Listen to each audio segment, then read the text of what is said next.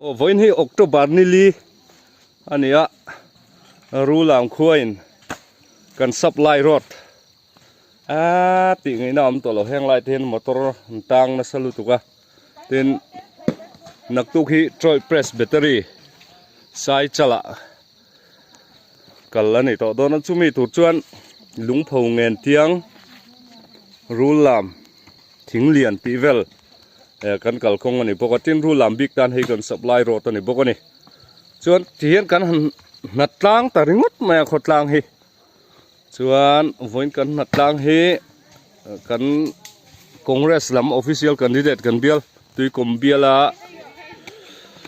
ronin candidate tur puti ti zo than sang an cheng sang ni thingpui lum mana menon pe ni chuan department hian in sang ni vel menon pe ning kan lo se boka chuan tian khotlang kan natlang a kan thok map ani helai hi group khat kan nia group ni dang hi mun dang an oma ten mi sing te lang kim mo ko selo kan lat zuai yang e lai hian lung te kan zonga motor lak thei to silo wan hian lung rem mi heng lai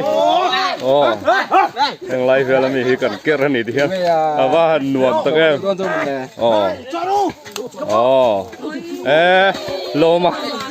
loma lunga pudon lom sang zuala di hi chan marues lammi nia